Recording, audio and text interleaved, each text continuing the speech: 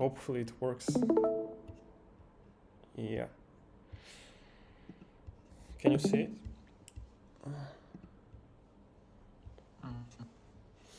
It's loading. Let's see if it goes through. Yes, I can see it now. Okay, so do you see like the logo and Hydra DX exchange, aka order matching? Yep. Okay, perfect. So today I want to give you like high-level overview of the exchange palette or order matching in Hydra DX. And hopefully by the end we'll understand how it works and how we can improve on it and talk about the details if you want. So I'll start. What is actually order matching? Order matching is um, a solution to slippage, but let's try to abstract it. It's when you take two opposite transactions that are going into pool and match them together and net these transactions, and then only the final amount you will trade into AMM. So I've made an example, like Alice wants to trade 1 Bitcoin for 10 Ether and Bob wants to trade 5 Ether for 0.5 roughly, because it's AMM, you don't exactly know because it will be calculated for you.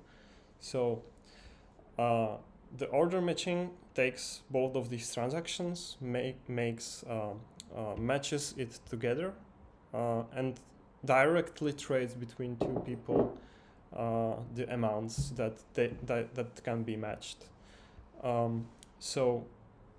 But then we are left with some amount of transaction left, and that means like we need to trade through AMM. So Alice receives exactly 5 Ether minus fees from the direct trade, and approximately 5 more Ether without fees and without slippage as a result of AMM trading. Bob, on the other hand, receives all of it.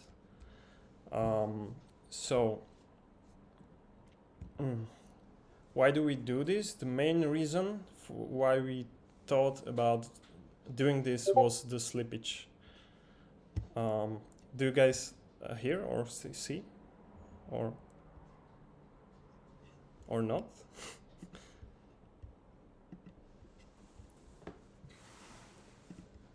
I have no problems. I see the screen.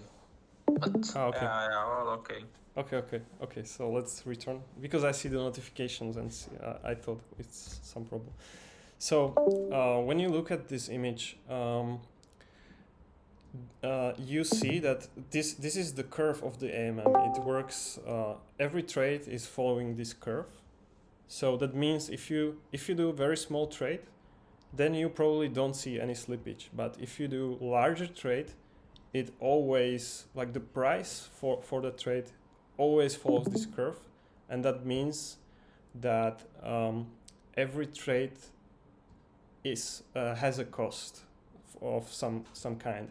And you can see that if you spend a big amount of USDC from the like percentage amount of the pool, then you will have huge slippage. This is just to show you how it works. If I'd like to, like, if you don't understand this, I can send you to some articles later and but I'd like to move forward with this. So the other thing why we did this, but realized just later that we can do different AMM pools in one protocol, and the exchange can be used for routing these trades through different pools. So that means that you don't need to use single pool design, but we can have more. We can have, for example, curve pool, which is more suitable for trading stable coins. And if there is a such transaction, then the exchange palette could do it. But this is not yet done, but this is what we will try to do. And also we could route trades. So we could find the best and cheapest route through trades. This is like sci-fi yet, but I think that this will be very interesting in a while. And also the performance. When you are matching the transaction, you don't need to always recalculate state after every transaction. You could just match all of the transactions that could be matched fully and just then write some state. So this can improve performance. And also, if you think about it, we can take all of this and do it off-chain, because you just need to calculate final state of everything, and that really doesn't need to be done by the validator that puts block in the chain. It can be calculated and it can be proven that this is right, and then put into the chain. So this might be very interesting. If you like to work on it, there is a possibility. And also, like classic exchanges need to discover the price for each trade, because they are doing this like high frequency trading, and they need to make sure that the trades are correctly priced. And since we have like 6-second block time, or like 2 seconds for the calculation, we probably don't need to recalculate the price after each matched transaction, because we don't need it, because the state is not changed. It's changed only after the block is finalized. So what we could do is like just use the first price that we get and do this good price for everybody that fits inside of the matched block of the transactions. So, and also this allows us to do some kind of limit orders on AMM. I won't go probably into detail, because we could like talk about this later, but this could be also interesting. So what are the problems of this? So we need to make sure that we don't include transactions that can't be executed correctly.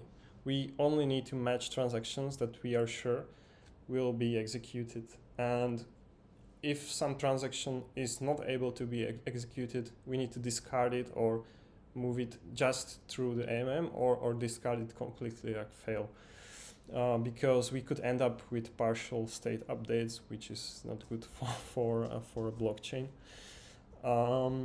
Yeah, and it's also not easy to off-chain scale, because we need to keep the transaction ordering fair, more or less. And also, and also we need to figure out how do we work with the delay, because when you are doing off-chain something, then probably it will have some delay behind some blocks. So maybe we would need to do some sort of syncing between this off-chain worker and the blockchain itself, or do some delay of one block if we do this off-chain. And also, it's not trivial to think about this, because we have this one more layer. To explain it, you could have two different intentions. One user just wants to buy, right? He wants to buy 10 Ether, and the other user wants to sell, and he wants to sell exactly 10 Ether. So these transactions can be matched, and if they are matched perfectly, then it's very easy. You just match them. But if you don't match them perfectly, then there is you provide a limit on maximal slippage for the trade, and it's exactly opposite on the opposite asset that you are working with, because the first user, remember, wants to buy exactly one token or one asset, and the other wants to sell. So you need to calculate the opposite asset, and you need to make sure that all of the limits and everything is all right, and you have like multiple combinations that you can do. You can do four combinations basically. You can do buy asset A, asset B, and match it with sell asset A, asset B, or you can match buy asset A, asset B with buy asset B, asset A, and then you can match sell asset A, asset B with sell asset B, asset A. And all of these have different rules for matching. So it's a little bit brain heavy when you think about this, but it can be done, and you can like find a system about for dealing with this. But if you look at the code, you will see why it's not that easy to comprehend. It's just because of this.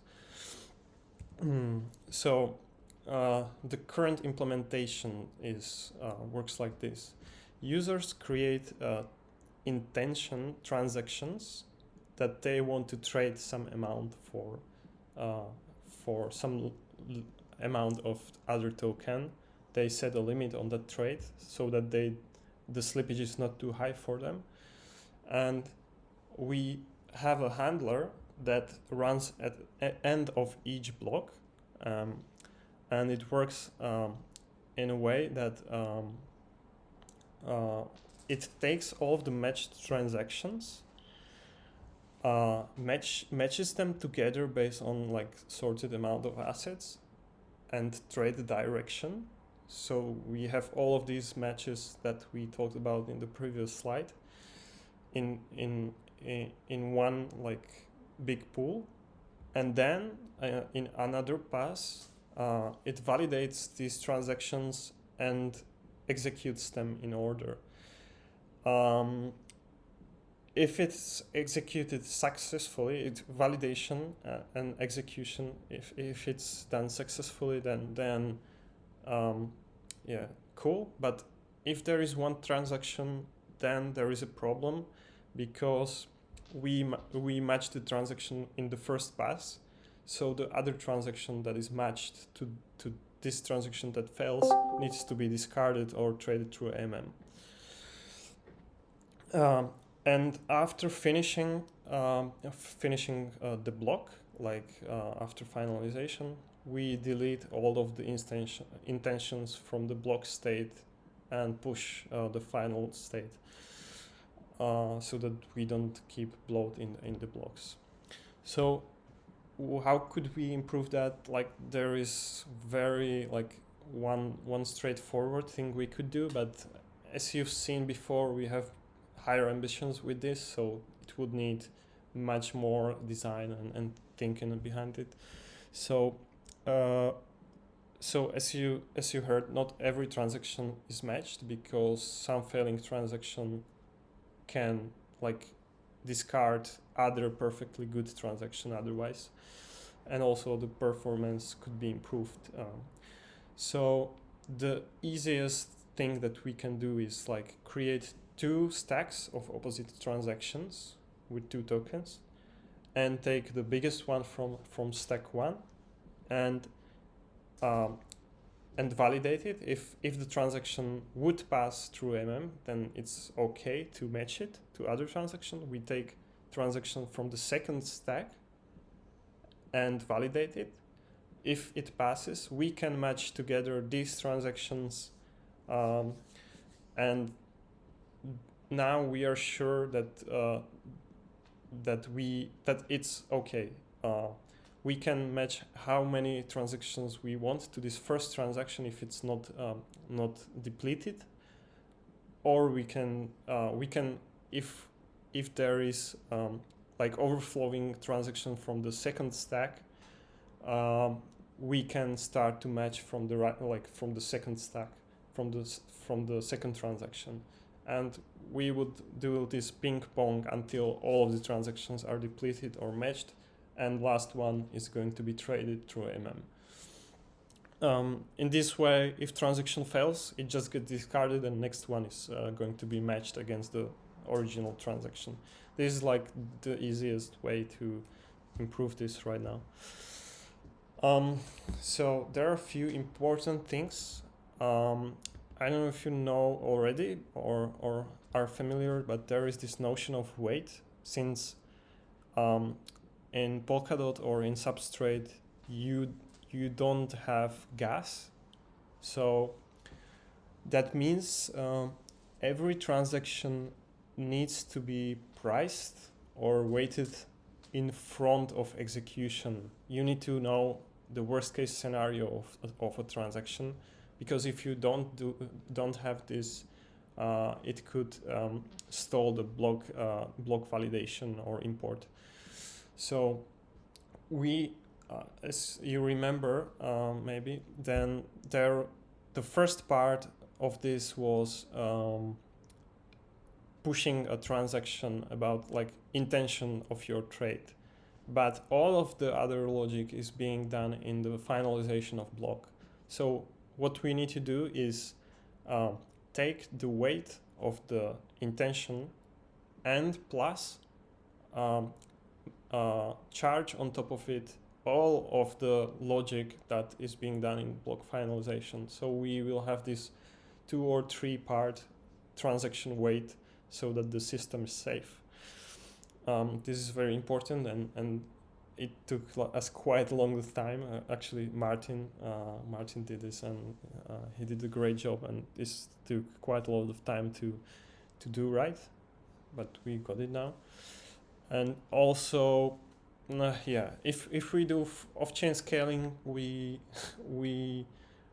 would like to try make front running harder, and it's not that easy, but there is another paper that we want to have a look at, and you have it in Academy, and you can have a look at it. It might help with this. So I won't go into detail right now because we could talk an hour about this, but the third one is like we need to make sure that we don't leave the blockchain in partly modified state. That means we need to make sure before execution that everything will pass, and this has some cost to performance, but we don't want to do partial trade and then tell user that his transaction failed. So what do we do with the rest of the transaction, right? And we also need to think about price. If you are matching transactions, the price don't move. But if you stop matching and the last transaction is traded through AMM, the price changes.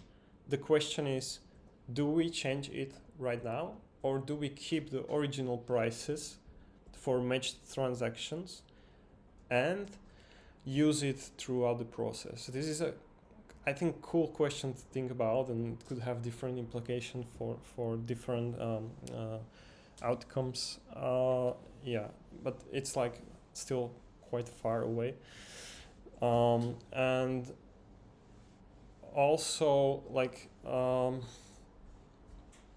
can this result in breaking some stuff? Like if you are trading with 3 tokens, for example, and the first one changes price of second one, and now you are going to trade with different pair of tokens, you probably you need to recalculate or calculate it then the prices, so that you know that the matched transactions will go through as a wall. Because if you do this at the beginning and the price changes for the pool, then the price is no longer the same. So I suggest not trying to validate beforehand, but like in and out style when it's the time. So uh, this is the like high level overview of how it works, and I'm ready to take questions and yeah, and have a discussion around this.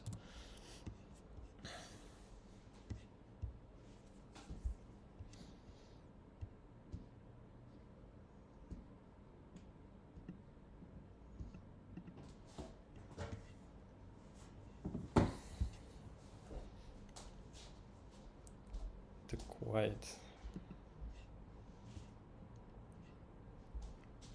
Are you here, guys? Yeah, Okay. I have a question. Maybe Okay. a bit stupid, but I just connected, and as always, I lost everything interesting. Do we have some illustration of this explained flow? I understand it's not related with my part of job, but it's like interesting for me to understand how it works. Yeah, I didn't have time to write something nice or to paint something nice, but for sure it would be easier if we had some a graph of what is being done. But also this is recorded, so you can rewatch it if you want. Yeah, really? Okay. Sorry. I'm a bit newbie in this. Yeah, this so I think Kostya, you wanted to talk about this. Did this at least in high level answer your questions that you had, or do you need like do we dive deep in something, some part of it, or? I think it answers lots of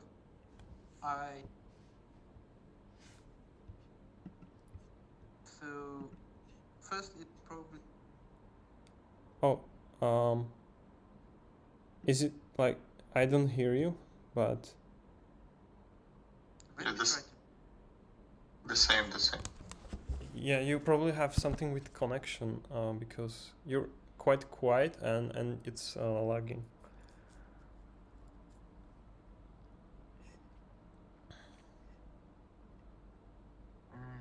Can you hear me now? Yeah, now it's good. Okay. Yeah, I don't know. Okay, that's fine. Yeah, so well, that just means that you probably didn't hear me before. Yeah, so No. I just wanted to say thanks for the talk. Yeah, Okay. I think it answers lots of my questions. It also adds a little bit. Yeah. So first is, yeah, I never thought about this, but is it anyhow possible comparing to, let's say, Uniswap, that by doing this matching we will lose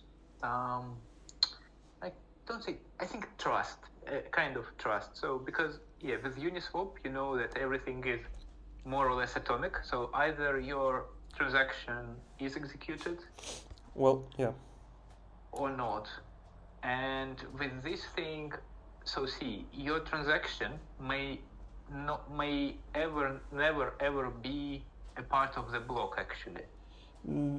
No. Your transaction is in the way how you send it, or because it is. Yeah, so you send the transaction and then matching happened immediately. So you have converted, I think, in case of Bob, so he has converted everything.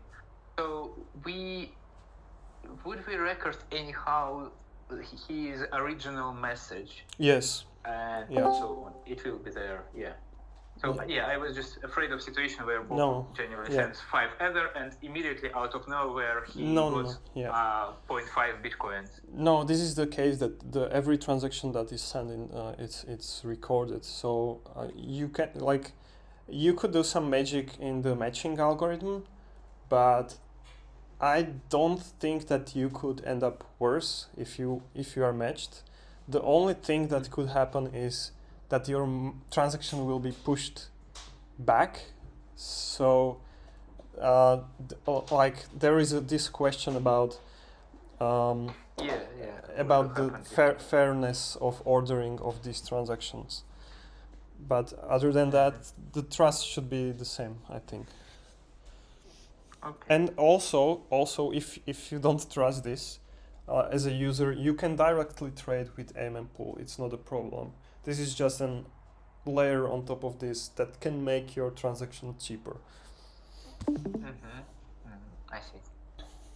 Okay. Yeah, that's great. I think though, I mean, maybe just as a suggestion. So you told that during the block calculation, during the block computation, the price is fixed. So we are taking it from AMM and then using it as a reference for both sides of the trade. But will it make computation much more expensive if we will try to emulate AMM without actually changing it, but just kind of at the first stage we get in the liquidity, and then we are emulating AMM algorithm, so users don't know if it's transparent to them if they were traded against AMM or using the matching engine.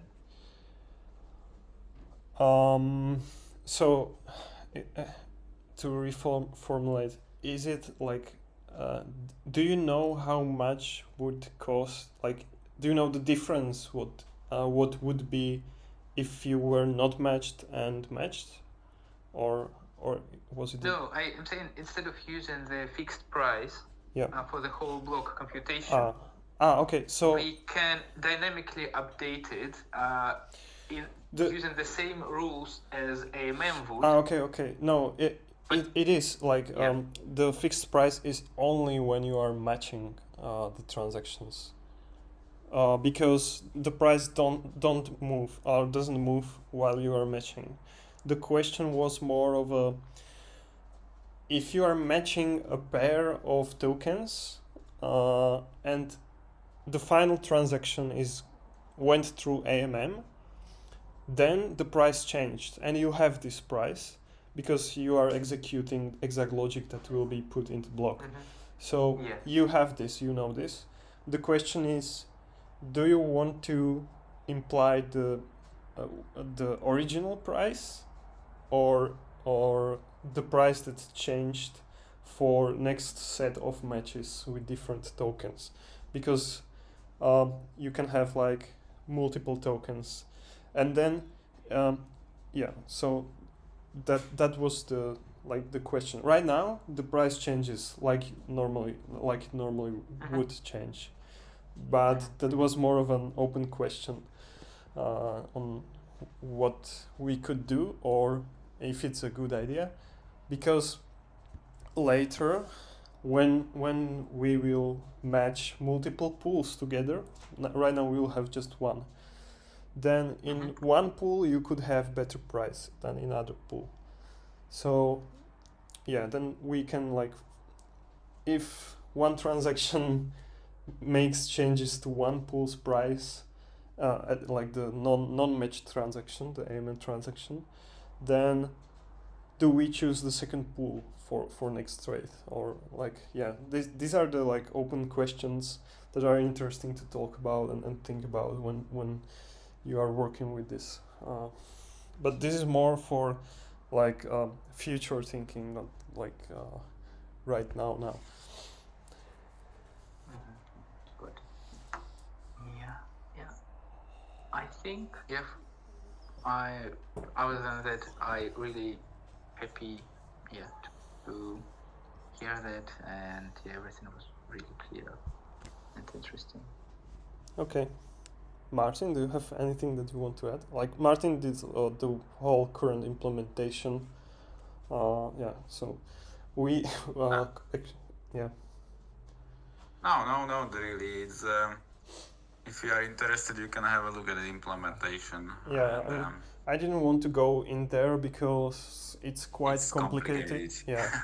And I wanted to just explain high level so you can go through it, and if you are looking at the implementation and maybe rerun this, then you will maybe understand why is it so complicated right now. There is definitely a lot of ways it can be improved. So but it went like this. We even didn't think it was possible at first, so we need to find a place where we can do this, and even guys from Parity couldn't tell us how to do this. So we searched if there are places that we can hack, and we found the onFinalize handler that is run after each block, and we decided to split the transaction into basically 2 transactions. So the first one is like your intention, and that's what like the originator does. That's the only thing. And then the second transaction is being done by the protocol. So this is quite a special thing that we needed to invent, and and by that we had multiple different versions of this, and this is like the final first working one. So yeah, definitely. If you think about it and want to improve, then this is one of the things that we're excited about. Yeah, that is pretty cool.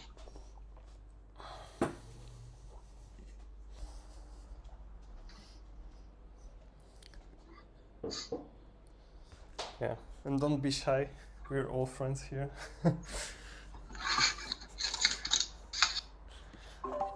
Thank you very much for the presentation, Jack. Yeah. Thank you for being here. Thank you for your time, guys. Yeah, thank you. And Thank you. And then if nobody has anything, then see you soon. Hopefully very soon. Mm-hmm.